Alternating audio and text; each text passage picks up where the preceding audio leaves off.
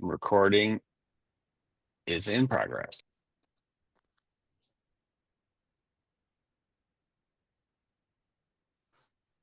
Okay.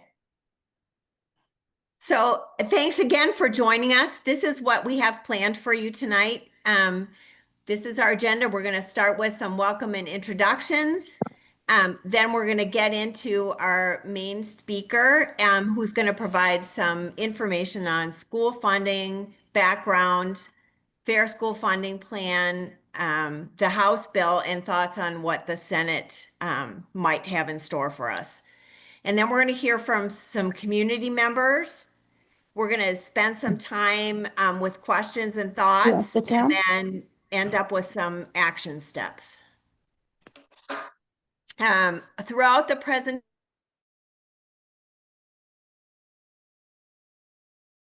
You're on mute, Linda. Linda, you put yourself on mute, Linda. no, I think muting everybody keeps putting me on unmuted.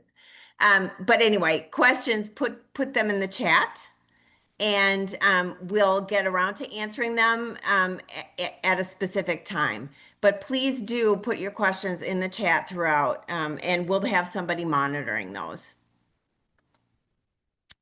So just a little introduction to your organizers. Your organizers for today's presentation is the Big Walnut Community Advocates for Public Education, or BW CAPE, and All In for Ohio Kids.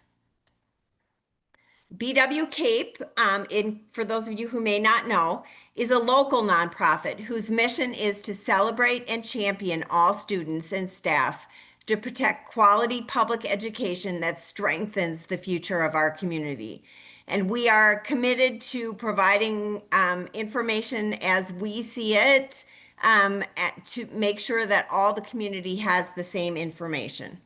So that's why we're doing this, why we were really interested in this particular presentation today. All In for Ohio Kids is a coalition fighting for fair school funding for all Ohio students. It's uniting parents, teachers, and community members all over Ohio together for our schools. And one of the groups that you can see here is Policy Matters Ohio. Policy Matters Ohio is a nonprofit policy research institute that creates a more vibrant, equitable, sustainable, and inclusive Ohio through research, strategic communications, coalition building, and policy advocacy. And our main speaker, feature speaker for today is from Policy Matters Ohio. Has Hannah joined? Hi, Linda. She has. I'm here. Okay, hi, Hannah. Hi, everybody. Hannah Halbert is the executive director of Policy Matters Ohio. She joined Policy Matters in 2010 as a policy liaison, and she had previously spent nearly 4 years with the Equal Justice Foundation and the Legal Aid Society of Columbus, where she protected homeowners from foreclosures during the housing crisis. Her research and advocacy prevented Ohio workers from losing crucial unemployment compensation benefits and led to increased state support to protect working people from having their wages stolen. Hannah also serves on the board of Central Ohio Worker Center and the Ohio Association of Nonprofit Organizations. And she's going to kick us off giving the nuts and bolts of what we need to know about school funding and what is happening at the State House. So I'm going to stop sharing my screen, Hannah, and then you can go ahead and share yours. All right. All right. Thank you all. Bear with me while I switch gears here and get my slides up. One moment. We'll share this guy and then we will play from the start. Okay. How's that looking? Is there a thumbs up anywhere? Can you see the first screen of the slides? Looking okay? It looks great, Hannah. Excellent. Okay, you all, my goodness, here you are at what, 7:10 p.m. in the middle of the week to learn about the state budget. You all deserve a medal and probably a vacation. What you're doing tonight and your work for your school system and the kids that attend those schools in your district hugely important, so valuable. And so I'm just delighted to be invited to get a chance to talk to you all. I'm going to give a little bit of a legislative update, share some information that we have about the various bills and the impact of those bills on the Big Walnut District. And then I'm going to stick around, so if you all have questions, I can pick those up. So I will jump into it here. I'll keep an eye on the time here. We're Policy Matters Ohio. Linda gave us a great introduction. Here, if you want to keep track of us, follow us. If you're interested in this kind of work, you can find all of that information, sign up for our newsletter, all that good jazz at policymattersohio.org. All right, so here we are in the budget. We have made it all the way here to the April to June window of time, right? So the governor introduced his proposal. The House of Representatives, those folks came up with their version of the proposed budget. And now it's over in the hands of the state Senate. And the state Senate is currently looking at it, coming up with their version of the budget and school funding. And so we think there's going to be last option for testimony coming up next week. Very short deadlines happening in the Senate. So this is a very, very timely conversation because the Senate is making up their mind right now. Okay. After the Senate's done, what's going to happen is that a group of leaders from the Senate and a group from the House are going to get together on something called conference committee and work out the differences between what the House has done and what the Senate has done. And then once they get a decision made, a compromise made, then that eventually goes to the governor, and then Governor DeWine will have the opportunity to veto portions of that big, big budget bill package. So we are in the home stretch on what's going on in terms of school funding in the state. And this is a critically important time. Hopefully the Senate will listen to constituents, listen to voters, and make some really big improvements in the bill as far as public school funding goes. Okay, so this is the big picture of where we're at. So under the House's plan, schools across the state get about 10% of what they should be getting according to a fully funded fair school funding plan. And so this is a pretty big gap between where schools need to be and where the current legislation in the legislature is willing to take them. And I think one of the most important things to remember whenever we're talking about the Fair School Funding Plan and school funding is that this is a formula that's based on costs and needs. And so whenever Policy Matters has looked at the data, we're looking at what would a 100% phased in funding plan with up-to-date cost inputs and improved weights for certain categories of students. So we have the studies that say students who are English language learners, the state needs to increase the amount of money that's going into those students and for special ed students. So if we put all of those costs, so it's actual costs, right? Like not Hannah Halbert's great idea that every kid should have a pony and every school bus should be a Cadillac, like actual costs of adequate education. That's the number that the Fair School Funding Plan is generating for us, right? And so whenever we talk about state proposals, we're comparing them to what that fully funded model says it actually is going to cost to adequately educate students. So I'll make sure you get all of these slides, and I do think there's some live links in these slides as well. So if you want to read more about the details of what those costs are, you'll be able to do that. Oh, no. Sorry about that. Is it still working? The computer went to a different saw. Still clicking through? Perfect. Okay. So we currently are working off of the House version of the school funding plan, which is really not a fair school funding plan at all. It is a sharp move away from cost-based funding and a return to what we called residual funding, those old Duroff days where legislators would come up with an amount that they wanted to spend on public schools and then figure out a formula that will distribute that amount among the school districts. So it's budgeting based on what they want to provide, what is politically feasible, or what fits particular other kinds of ideological priorities, rather than funding that's based on cost inputs. So this House plan has 4 elements. First, it eliminates supplemented targeted assistance. I've provided the definition there in the slide. It takes what Governor DeWine proposed, which was not fully updated costs, nothing on the weights for those categorical students, and cuts to some of the guarantees. And then if your school got money under the DeWine plan, it just cuts that in half. Why half? I don't know. It's an arbitrary decision. It's just half. And then there's these additional supplements because I think the House plan very intentionally wanted to be able to say, well, we're not cutting anybody. Everybody's getting a little bit of money under this plan.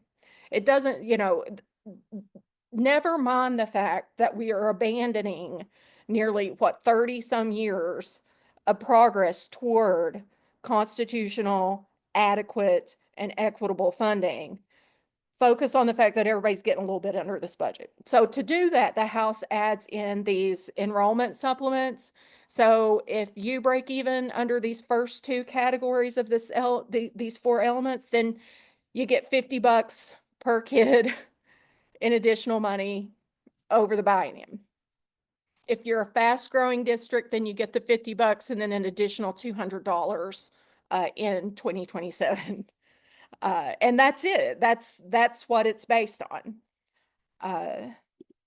And this is what that looks like. So this is a comparison of what the Fair School Funding Plan would provide to the Big Walnut District if it were fully updated with the weights and all of the stuff that we know about it is included. This district would get about $1 million in additional funding over the next 2 years. The House plan, and truly this is one of the districts that a lot of places look a lot uglier than this. There's a much bigger gap between the two plans, but the House plan does shortchange that amount by a little bit and would only send about $926,000. The governor's plan, by the way, was closer to around $200,000, $250,000 over the biennium. So this is an improvement, but it doesn't really fully address the cost of education. Some other examples I'm going to include: Columbus gets the growing district supplement, and so that's what that looks like. There's 48 other districts in this category. Hilliard is an example of a district along with 322 that just get that $50 per student over the biennium increase. So you can see how, depending on what's going on in that district around local capacity, and Big Walnut is one where you all are at like 10% state share right now. So you guys are among the lowest at the floor in the state, but it can be substantial for many of these districts what the gap is. So that's not the full story going on with public school funding. The House bill also included this really odd provision that essentially says if your school district has a carryover balance of more than 30% of its annual spending, of its annual budget, then that district they will reduce the taxes in the following year, the local property taxes, to basically cut the taxes by that amount. So it's penalizing schools if they have a reserve of more than 30%. which is terrible in terms of school budgeting and being able to plan for the long term or make investments. This was originally proposed in the House as a 25% cap, but that was actually too close to the markers for financial instability and financial crisis. So it was generously raised to 30%. This is a little snapshot. I've put the link in here of where you can get this information for all of the school districts in the state. So Big Walnut, for example, you all have a healthy reserve. I don't know the details of if that is a good decision or a bad decision. That's a great decision and conversation to have in your local school boards and your local district. They may be saving some for something, they may be making investment. I don't know. And I guarantee the folks at the State House who are making this decision also don't know of whether this is a good financial policy or not. But you can see that there would be a substantial amount of money for this district to either spend in a year on whatever, a good plan or a bad plan, or have that tax consequence happen. And some other examples are listed from the Central Ohio area. Okay. So why does the formula matter? Uh, and this is it, this is nearly 30 years of effort to secure this cost-based predictable funding. It's a formula based on needs, based on enrollment, based on what professionals studies say it actually is needed in classrooms to adequately educate a kid. So some of the costs, for example, is like, what would it cost this district to have the right student-teacher ratio based on the different grades of kids that are attending and the number of kids that are enrolled? That's a part of the cost, right? So predictability, and I think you saw a little bit of this whenever I was showing those examples, equity. One of the elements of unconstitutionality with the way we had been funding schools is that it largely, your educational opportunities largely depended on your zip code.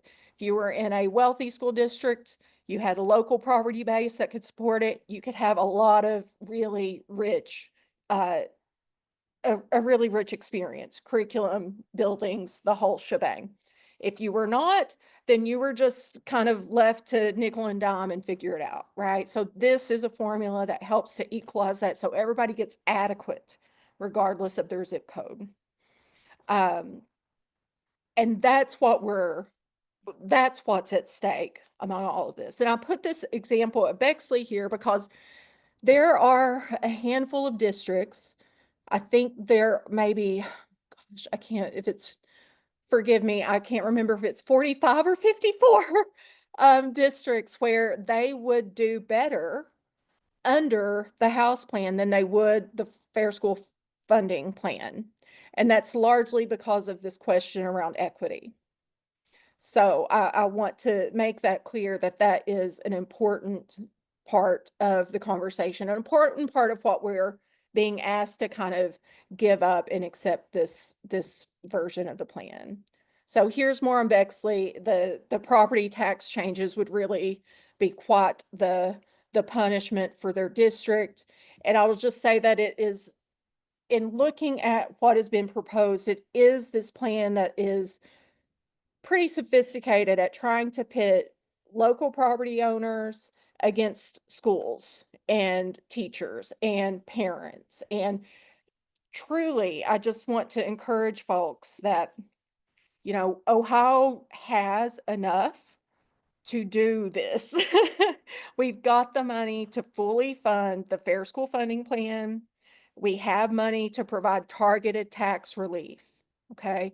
We've made decisions about our tax code that have throttled the amount of revenues available. And we're trying to solve the property tax problem in every way, but actually providing targeted property tax relief. And so that is, I'll stop sharing and just speak with you for a minute. So that's a big overview. And you saw with the tax changes that, we've given away revenue through income tax cuts that is overwhelmingly gone to the most wealthy, the most able to afford it folks in the state. And that's leaving us with these sort of false choices.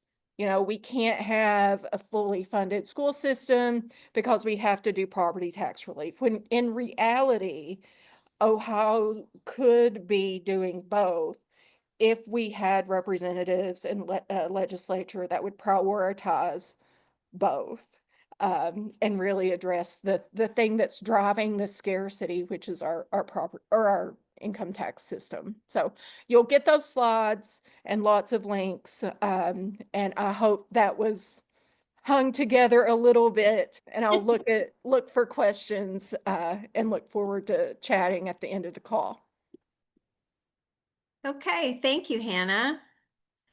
Our next speaker is Vivian Winia. Are- Vivian is just about to graduate 5th grade.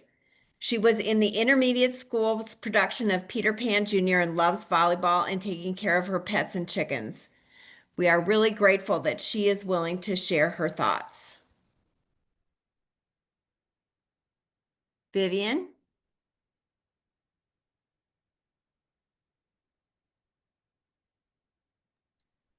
Just getting her set up.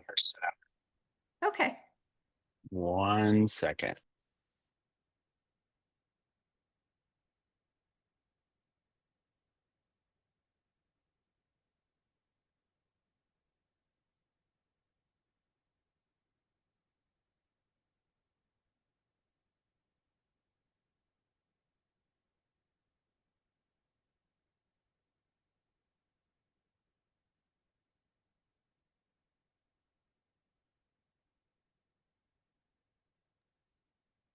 While we're waiting, is it okay if I ask one question to Hannah? Sure, go ahead.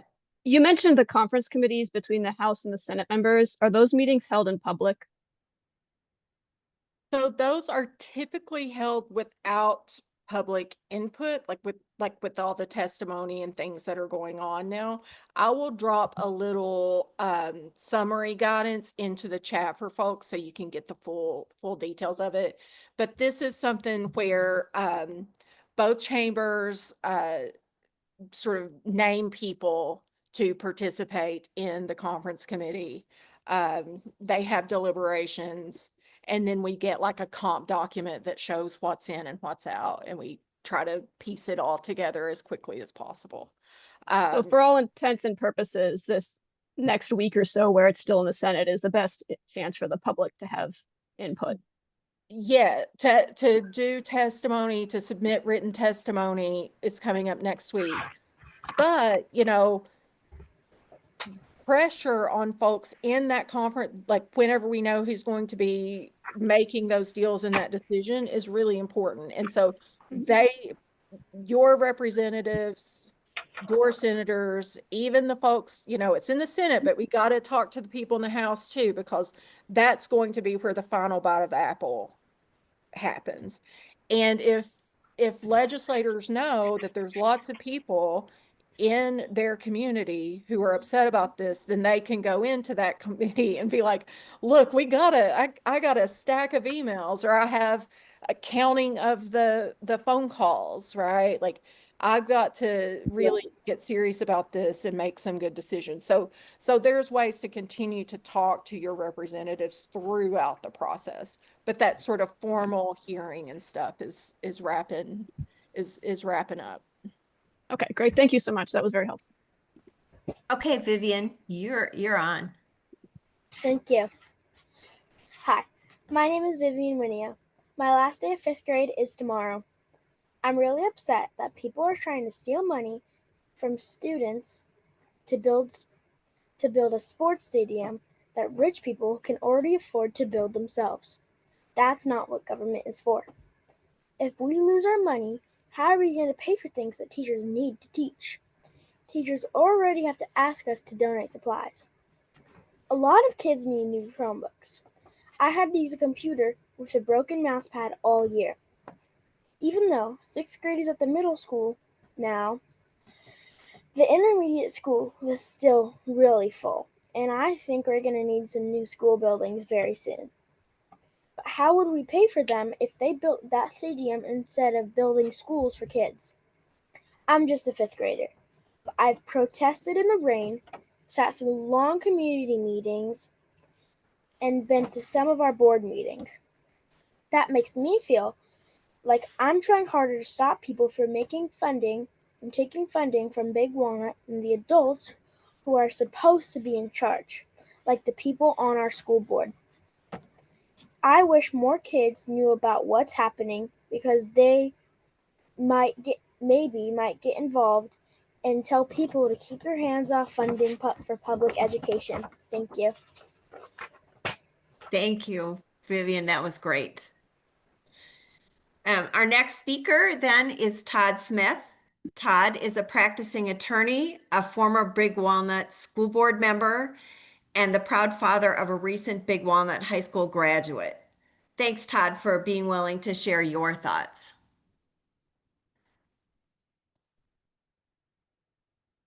Yeah. Thank you for having me on, man. It is going to be tough following a legend. I tell you, that was great. So yeah, I will do my best. I'd like to get back to just kind of remind us all why public education is important, really. As a former board member and certainly as a parent of now a Big Walnut alumni, and one who grew up in the public education system, I certainly realize its importance to us and the city, the state, and the whole country. Having public education is really an investment in democracy.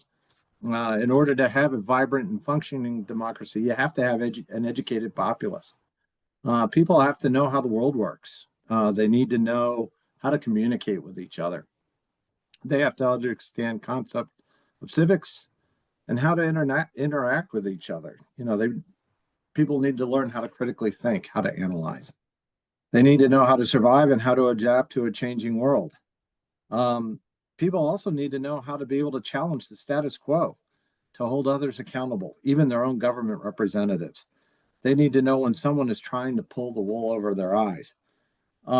These are the skills that are paramount in maintaining a democracy, and they're promoted in the public school system. Public education is also an investment in the future, as it's about giving our kids the skills to make the future a better place. It's knowing that future generations can not only meet, but exceed accomplishments made by prior generations. It promotes human evolution. Public education promotes opportunity. It instills our children with the ability to grow beyond the limitations of past generations. And it gives every kid a chance. Providing an excellent public education means that every child, no matter race, ethnicity, religion, gender, or background, will be provided with skills necessary not just to function in the world, but to succeed in the outside world. Public education also promotes community. Communities from small cities to huge cities rally around their local schools' athletic and academic accomplishments. School districts, both academically and athletically, are a source of community pride. I sat through graduation this past Saturday, and I would say they mentioned Big Walnut beating Massillon about 20 to 30 times. And everybody was thrilled. That's community. It's not just the kids in the school. The whole place went wild for it. Public education also promotes social growth. Kids aren't just learning how to read or write or do math problems. They're learning how to socialize, to make friends, to interact with people their own age and people that are of different ages.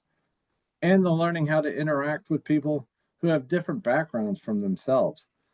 The kids are learning how to be well-adapted citizens at school. So when government starts divesting in public education and they start making drastic cuts, it's a clear sign that we, the people, no longer matter. Democracy and opportunity will only be reserved for those who can afford it. Our current legislatures are more interested in investing in the playgrounds for the rich rather than the future of our children. That is why we must keep fighting the good fight so that every child in Ohio can live to their full potential. If we lose the funding battle and lose public education, then our democracy and our economy, our way of life really will be in peril.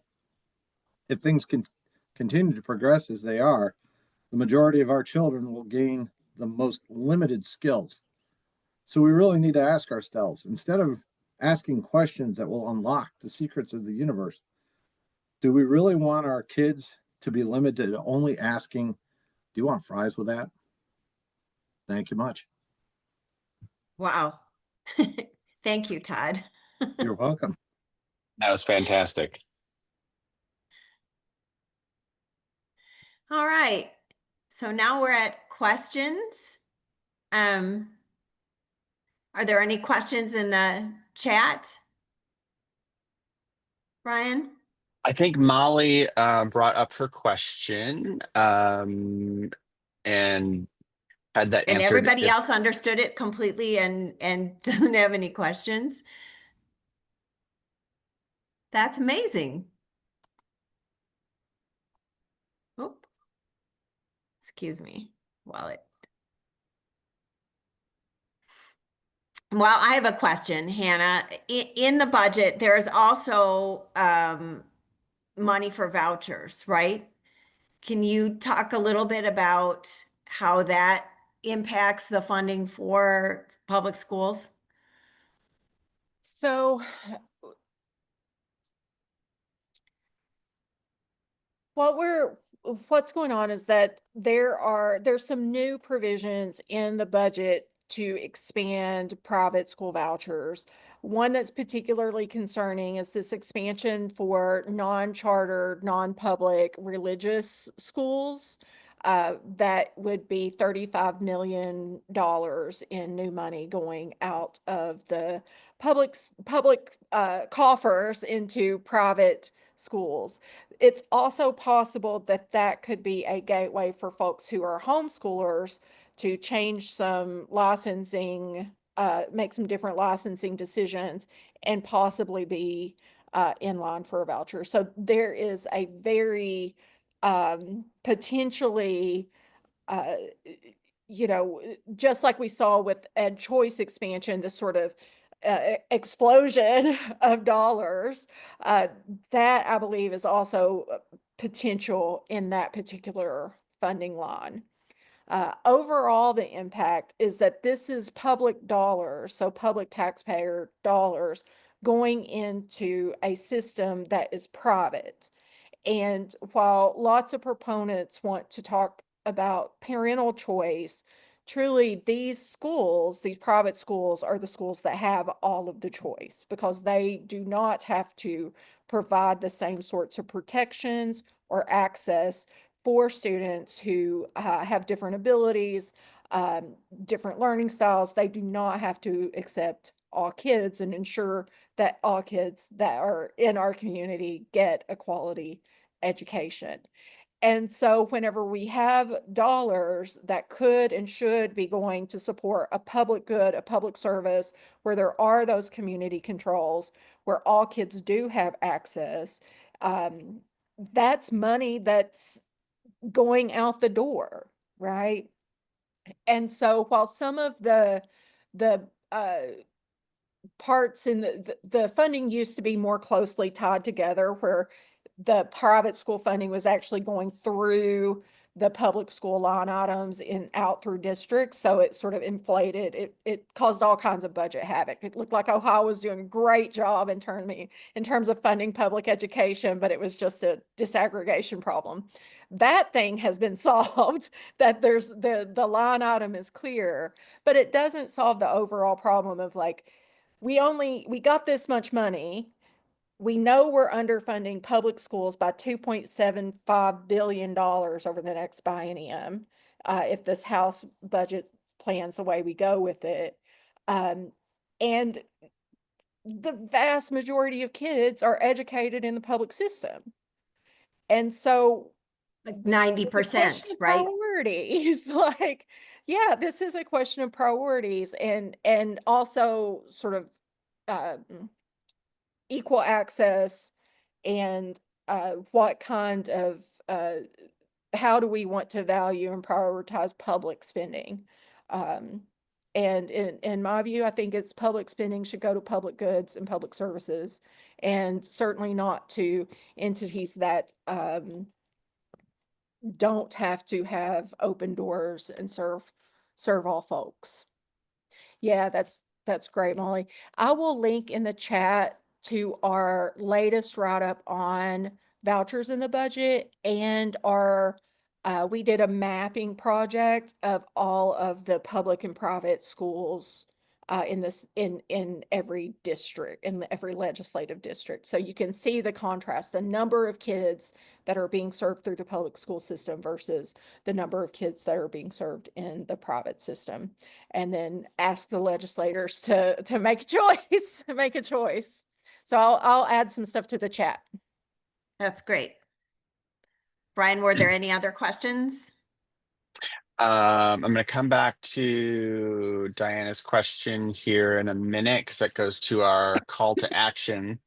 Hannah, I've got a question for you. There's so many numbers floating around, and again, you went through a lot of them, which was great. I'm wondering if you can just kind of again help us understand and put into context. We've heard there's $500 million in cuts to public education, right? We've heard the 10%, it's only 10% of what should be delivered under the Fair School Funding Plan. And then there's kind of this, I think 250 to 300 million that is only for public education. And then there's the big $2.7 billion number, right? That's the over the next 2 fiscal years that is there, that is being shorted to all Ohio schools, again, including Big Walnut. Is that, I'm assuming the $2.7 billion number includes the shortages on the cost basis, if I'm describing that correctly.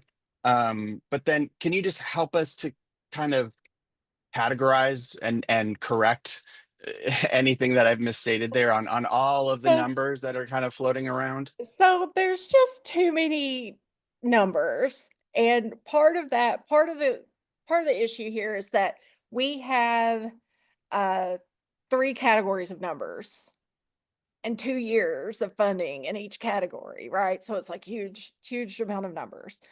The governor's budget originally would have cut schools from what statewide, just looking at statewide, the governor's budget proposal would have cut schools from what they were getting in the current biennium, so the 25-26 year, by about $103 million. It might have been 130 million. I'll drop that in. But the governor's proposal would have led to cuts. So some districts would have gotten less money than they got in what they're getting now in 25, right? The House version of the budget increases funding to schools, so no district gets cut. However, what they are basing the funding on is just kind of arbitrary numbers. So they do away with the formula that's built on costs and equity. When we look at that, the amount the House is sending compared to a fully phased in Fair School Funding Plan is $2.75 billion less than what schools need. And I will send a follow-up email, I think through Melody, with AOK to you all, and I will just write these down in one table for your district, the governor's, the House, and then the Fair School Funding Plan. So you'll have like the total numbers, and then you can kind of see how the math runs. But I think in all of the numbers, the thing I think that's really important is that this formula looks at costs. So it's not a 50, we're going to just cut it 50% and add $50 per kid and call it a day. It's actually based on what is the enrollment, what do the kids need, like what's the enrollment of kids that are ELL or special ed, and what are the categories, and what does all that stuff cost? And then what can the local capacity, local taxing capacity cover of that cost? And what does the state need to supply so that every district, regardless of your local property taxes, can do something that's really adequate? And so that's what we're getting rid of. And sure, some districts are going to get that amount, some districts are going to do okay under the House plan. Nobody's seeing a cut. But over time, that is going to really, really, really become, you lose predictability, you lose cost-based predictability. And this increase might be great now, but if you have a big shift or there's a big political shift, there's nothing that says that this is the plan that's going to be funded in the budget from 2 years from now. So I hope that helps without getting into Yeah, all of the nitty-gritty numbers. It's it the costs, and then how far away are the legislators' proposals from what costs say where the math says they should be under the plan. to link up to something you were talking about there at the end, and then Molly, I'll come right back to your question there. But Hannah, to link up to what you were talking about there at the end, I wonder, you talked about 30 years of progress and kind of it's been a constitutional battle in part. It's been um legislative battle, um, it, directly, but then also part of the budget. Um, After this biennial, what happens? I mean, that's kind of a big question mark for me. Is like, okay, well, this was supposed to be the end of end of the 6-year phase, which we don't. There's not clarity after that. But if you scrap this plan now and you say, oh, we're not going to finish that 2 years, we're just going to whatever and do all the things that you just talked about, that there's no predictability, it's just whatever this residual um model instead, where does that put us? Like what is the trajectory for public education in Ohio? I think that's it. It puts us back to at least 1997. Um, at least. And it puts us in a place where every 2 years we just guess on where the particular set of politicians want to land the school funding plan and how that is going to be distributed. This one happens to be looking at enrollment and enrollment growth, and then literally no idea why just the 50% on the governor's proposal. Don't know what a different set of legislators would do with that. They may prioritize a different thing over enrollment. Um, and so I think that uh, that's that's part of the question, is that it gives us that predictability and it makes sense to fund it based on cost. The other piece, and I think this is a little bit of Melody's question in the chat, is that, those costs don't go away, right? Like the services for special ed that need to be provided. The teacher ratios in the classroom, maybe they get a little worse than they look, but you got to have teachers. Like those costs continue to exist. And so school districts have to figure out a way to make that up somewhere. And so I think that's where it's either cutting services, cutting what the educational experience is for students, or it's the levies. And we've seen a lot of places in Ohio just having to come back to the levies and levies and levies because the state there's such a gap between where they need to be from state funding and what they actually get. So I think that's the real uh, danger of sort of throwing all of this stuff away and not staying the course on it, is that system that kind of drives everyone a little bit crazy, um, just keeps on going. Right. It's some other legislator's problem. something, right? So I think that's that's some of the bigger consequences. And speaking of passing it on, Melody dropped in the chat there. How can you unpack a little bit what happens with levies at the local level in terms of, right, if you've got this 30% cap, um, what, like, uh, that obviously suggests that We money is don't going to need to know. come from somewhere. But Melody is asking if you could expand on Yeah. that a little bit.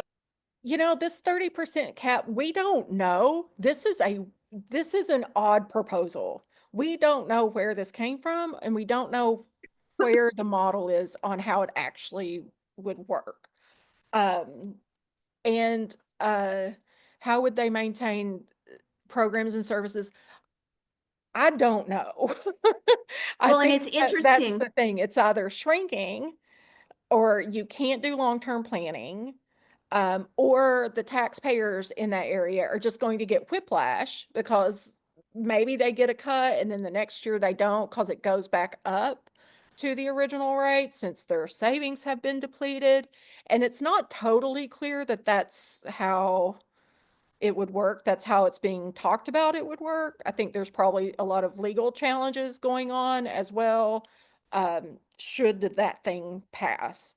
I dropped in the chat our latest paper. I think it was yesterday or today, we actually put it out, that walks through that property tax proposal and just shows that it's bad property tax relief too.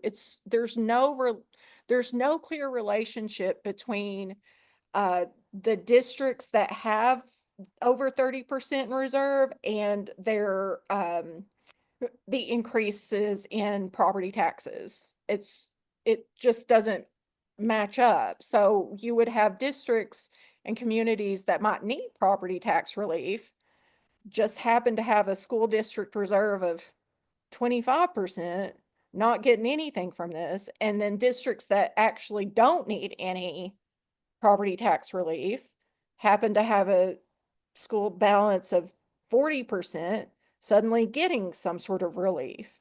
So it doesn't make any sense for budgeting. It doesn't make any sense for property taxes. It makes a lot of sense if you're wanting to punish districts for not spending money the way that you here in Columbus think that they should be spending it. But it's also interesting, right, Hannah, that it's not affecting other entities that are funded by property taxes, right? Right. So It's just the state. townships and though they are not being asked to decrease their reserves, right? Right. So it is truly showing their colors that perhaps they're not so happy about public education. Right. And people have like a good way to advocate if they don't like how their district is spending the money, right? Like the local school board, the district level, like groups like this that are involved. There's ways to have the people who have the skin in the game for how that district is money is spending the money be the advocates for how those decisions are made, and not folks in political positions in Columbus setting those guardrails and making those particular decisions. Relatedly, That's it. Hannah, could you, if you're willing, venture into perhaps this synchronicity with a proposal to do away with property taxes in Ohio, which seems to me to move toward a let the state just fund education and let the money follow the child sort of situation with then I'll just turn it over to you because that just doesn't make a whole lot of sense to me, and I mean you turn a levy situation into a even bigger disaster because there's talk about unpredictability, but if you could just provide There, insight there. that is an unworkable proposal. And so there's not a place that's like we don't have we have low property taxes, but not nothing, right? The amount of money that the state would have to somehow figure out a way to get into local systems, it's just not possible. We have not modeled like complete elimination of property tax questions because it's just, yeah. But we have looked at what would happen if the Ohio income tax was eliminated or further flattened. And whenever we look at that, to just make up that amount, we would have to, like, say, double the sales tax. That funding's going to have to come from somewhere.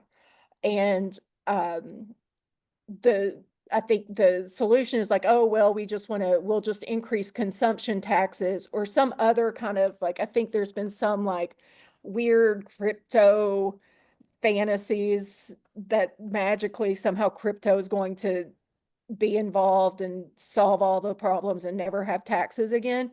But the reality is that that's a lot of money. And consumption taxes are regressive taxes by and large. And that will increasingly burden the people in the state who are lower on the income scale. So in the slides, we have the sort of quintiles broke out of income, the different income brackets across the state. And regressive taxes, the folks who are in the middle and bottom, or actually 60% and below, are paying higher shares of their overall income in taxes than those in the top 20% as a share of income, right? Because there's a certain basket of goods for survival that everybody's got, you got to spend that money on them. And so if those taxes are going up, then more and more of your income is being used whenever you're making those purchases. And so I think that is the kind of stuff that we see happen whenever we have cuts to like an income tax, so that those kinds of taxes increase. It makes the tax system less fair and less adequate often.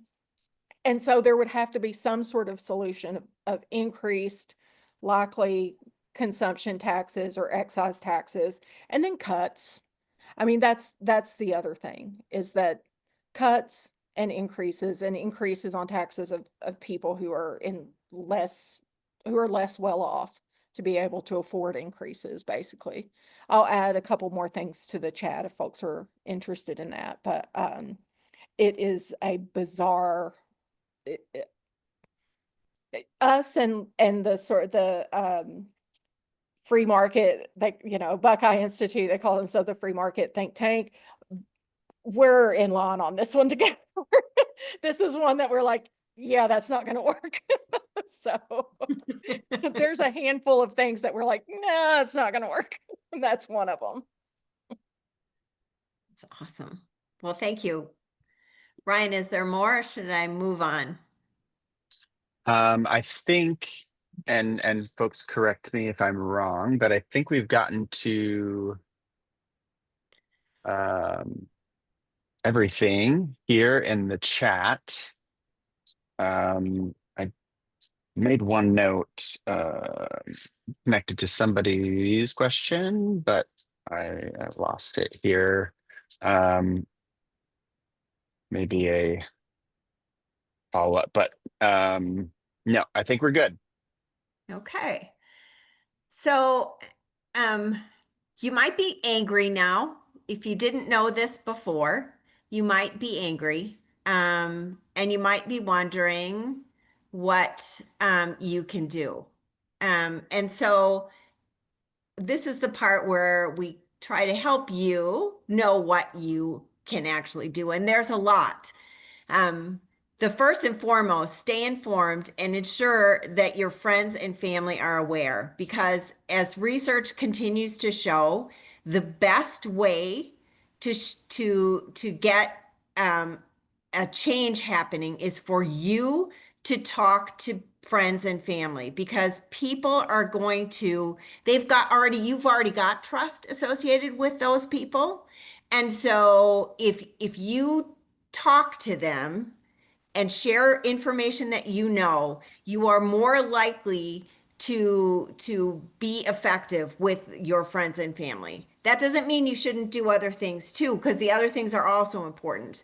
But first and foremost, it's important that you connect with people and continue to talk, right? And sometimes it's really uncomfortable to try to have those conversations. Hey, did you know blah blah blah? And people are like, I'm tired of politics, everything, I don't want to talk about it. But if you, try to insert it casually and confidently into a lot of conversations, it's the drip drip drip thing. You're not going to give them a lecture, or and all of a sudden they're magically going to agree with you, right? But you're going to talk about things in a systematic manner, and by continuing to talk to them, you will eventually make change.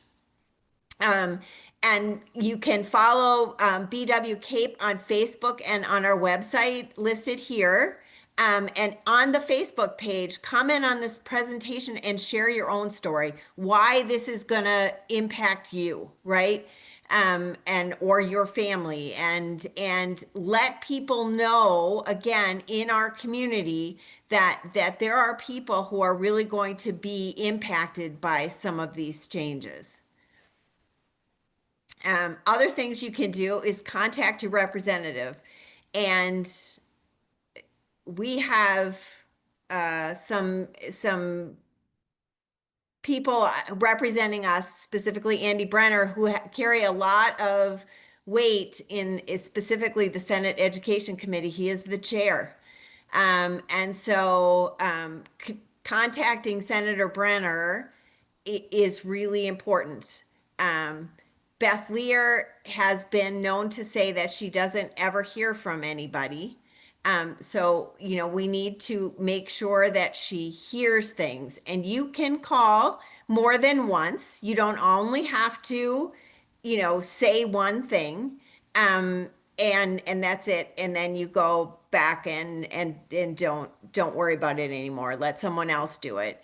You can continue to contact these representatives, and eventually they have to pay attention to the fact that there are a lot of people who are complaining or expressing concern to them. I'm not saying that you're going to change their minds, but we will never do it if we don't try it, right? So if we just sit here and say it will never happen, we need to continue to try to contact these folks. And we thought that maybe, Melody, are you on? Maybe Yes, Melody had to get on. There she is. Did you want to rev people up with emails and things? yes. So this was just a really great um town hall, great questions from everybody, and so glad to see those good questions and interest in like what we can do now. And so our call to action is just what Linda said. What we need to do right now is we've got to contact our representatives. Senator Brenner is also on the Finance Committee. They'll be taking public testimony next week. As Hannah discussed about, the next steps in the budget. And so it's really important to reach out to them. And then Rep. Lear, we don't want her to think that nobody cares to give her their thoughts. And so it's we need to do that like right away. And so we'd like to just take this moment. We had scheduled until 8:30, so we still have time. And so we'd like to take this moment, this moment here that we have, to go ahead and send some emails. We've got the emails right here. I also have a tool that I'm putting in the chat.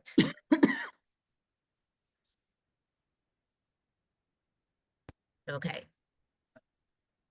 So we have an Explorer that you can open up, and I'll show you what that does. Here, I'll stop sharing mine. You can share yours. Oh, I should just ask you to share, but Oh, that's okay. Let's see. Pull this up.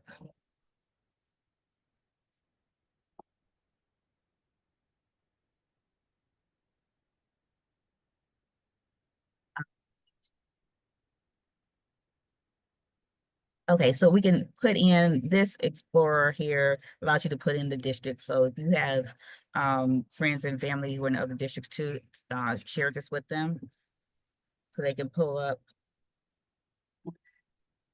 Melody, I'm glad you're bringing this up, and I apologize for jumping in. And maybe between you and Hannah, you could, once you pull this up here, if you could talk about the slider here, and what we're really looking at, right, as we drag the slider down versus up, um, just Yes. so that people know, right, in terms of like, right, we're these aren't arbitrary numbers, of course, but can you help us understand of like what we're looking at, like the potential fallout versus what we're supposed to get here?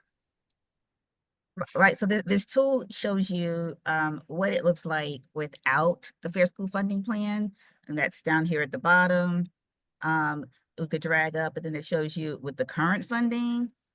So the current funding, 6.31 million.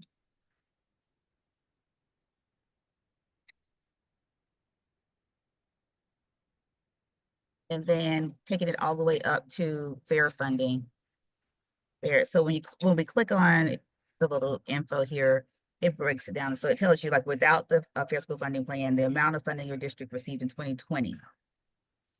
Okay, that was the year before the Fair School Funding Plan went into effect. And then the current funding was the amount that you received for 2025 school year, 4 years into the 6-year plan. And then the fair funding would be what you would get over this biennium if it's what's fully funded as it should be at this point. Okay. And so it just the slider sort of allows you to see like at any point along those different amounts and in between. And so that would be a million Funded. over fiscal year 26 and 27. Yes. Okay. That's total. So you would start at 6.31 million and add another million over that over the next 2 years. So it's that million is the total increase over the biennium. So it's not per year, it's total over that. And I've added the summary of each of those proposals on Big Walnut to the chat. So the governor's plan, about 297,000, the House plan, $926,000 more, and the cost, the fair school funding is a little more than $1 million of additional funding into the district. And Right. So it shorts us again in the short term, like over these next two fiscal years by about just shy of 100,000, which again, facially is like, okay, it's $100,000, but this is where my question that I've heard from folks comes from about, well, what's next? Like, well, then, right, what, like we just kind of go off a cliff and 100,000 turns into 1 million, 2 million, 10 million, shorting, the district. There's just no more roadmap. Just so there's about terrifying. Sorry, Melody, I interrupted you. plus the cap issue also. Plus the cap. Mhm. So in that link, and then also we had on the screen where you could click and you'll see the email address for each of the reps. So like here's Brenner right here, it has the email address. And so, so my ask is that you just go ahead and send a quick email right now. It does not have to be long. It does not have to be perfect, but just to let them know your thoughts. Do you want fair school funding? If you want schools to be fully and fairly funded and you want the fair school funding plan to be implemented, you could just tell them that. Tell them who you are, that you are a constituent, and what you want.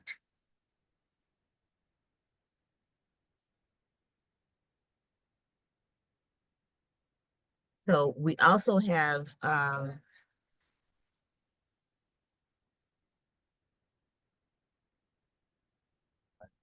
the second link that I put in also has a link to a form that you can also use to send an email, but it's really more powerful if you just send a personal email. And like I said, it does not have to be long. It's just the fact that you are speaking as a constituent and you're telling them what you want, that you want, you know, fully funded fair school funding plan. And the more they can hear from constituents, the better, as Hannah talked about before and Linda talked about. So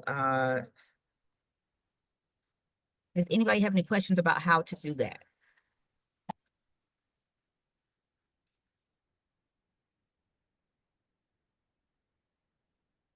Okay, so when you get that done, please put a star in the chat. I'm going to do mine also right now, and that should take us like 2 minutes.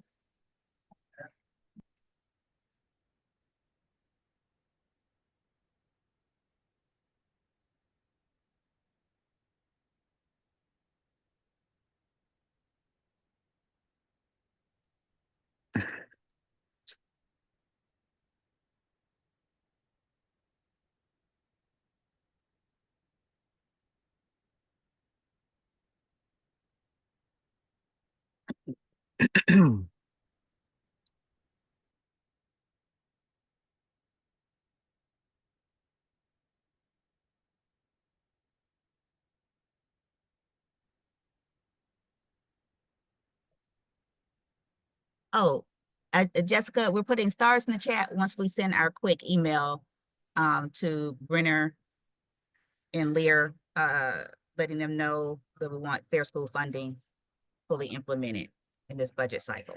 I don't think I can make that quick. They don't have to. That's fair enough. That's fair enough. That's Yes, fair other enough. thoughts you need to put in there. I know it needs to be not too long, because if it's too long, they won't read it, but it's going to take me a second to figure out how to cut them down a bit quickly. And You want to cut them down a little bit? oh yeah, like maybe we won't go all the way for the knees, maybe just the ankles. Well, there's other opportunities for that as well. Figure out how to do that politely so that I don't get completely ignored. A polite cutting, knee cutting. Yeah, a polite cutting down. Wait a minute, I have to do this. Am I doing it right? To match the background.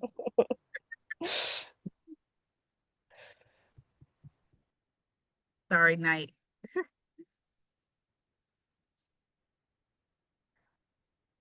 Oh, thank you, Hannah. I just keep going back to like how crazy it is that like my husband was saying, like my husband graduated high school in 1997. He remembers when this decision in the school funding was first, deemed unconstitutional or whatever. He's about to be 47. Like this has gone on for way too long. And the fact that we finally had a bipartisan Right. effort to address that, and then 4 years later they're throwing it in the trash can is just crazy to me. Yeah. I mean, that's an email right there. Yeah, that's what I'm typing, and I'm like, is my husband gonna like that I'm giving away his age? But I mean, but that's a good story, and I mean, and that's a story Mhm. that we hear too often.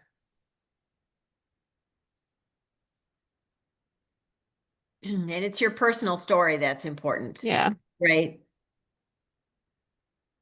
How it's going to impact you, your family, your neighborhood.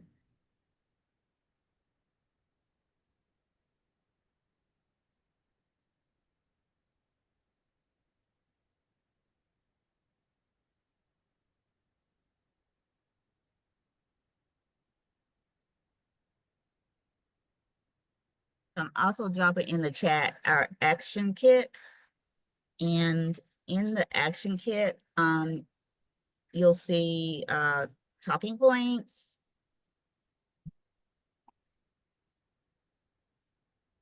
to help you with your, with your thoughts, if you, or help jog something for you. But your personal story and how you really feel about this, like in your gut, it's the best thing to say.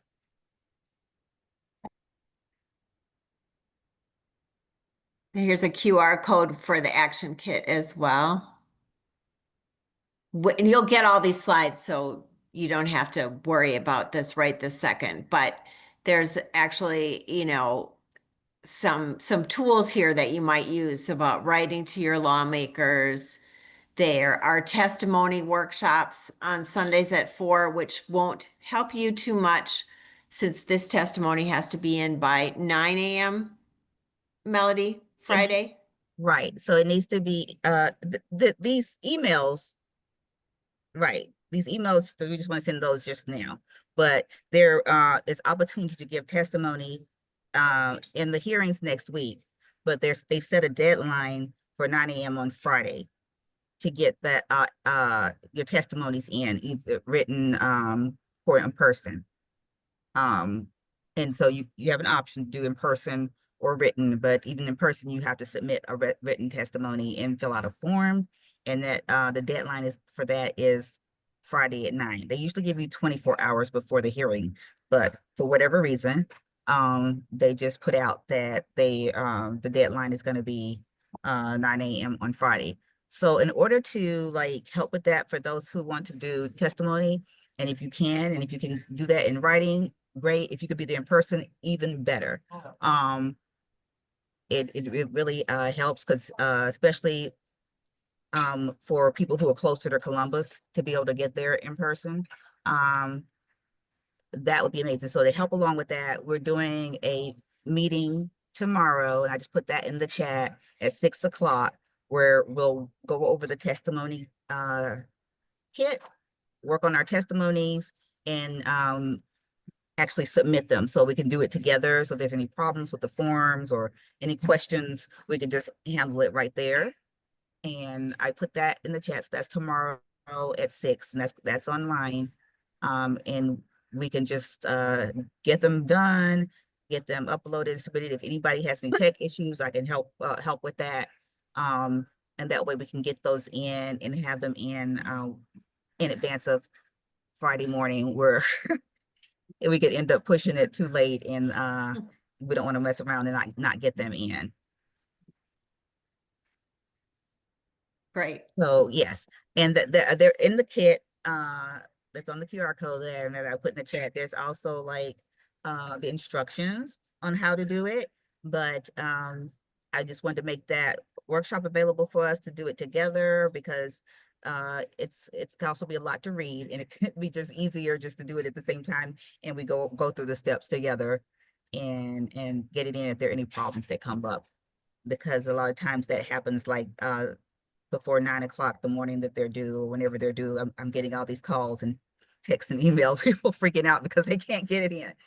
So if that happens, feel free to reach out to me. But ideally, we come tomorrow at 6 o'clock and work on this and get it in together. And this is also an opportunity to call some folks and tell them, hey, I think you want to know about this. Come on at 6 o'clock, and we're going to talk about doing testimony and submit testimony forums so that we can raise our voices and let these lawmakers know that we need our schools fully funded now and in the future.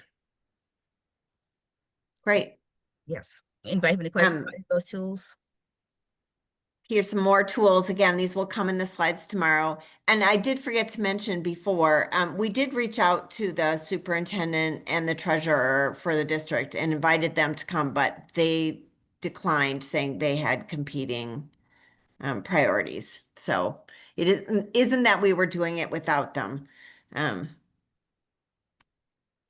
And I just want to say thank you again for taking the time out of your evening to learn something, to come and join us. And thank you so much to the speakers who were willing to share information. Hannah, it was great. Vivian and Todd, you guys were amazing. So thank you so much. If you have additional questions, you can reach out to us, bwcape1@gmail.com. and or allinforohiokids.com. And please don't hesitate to do that. Right? We do want to hear from you. If there was information you didn't get or things you didn't understand, please reach out. Anybody have anything else? Final statements? Otherwise, I think we can let everyone have 10 minutes back. Yeah, thank you, Linda and Hannah and Melody. This was great information. Appreciate it. Yeah. Thanks, everybody. Thanks, you all. Thanks, everybody. Who did Thank your you. emails? Good luck. It's Bye. the home stretch. We We're can gonna do get it. there. Thank you, Bye, guys. Hannah. So much. Thanks, Hannah, so much. Thank you, Bye. Hannah.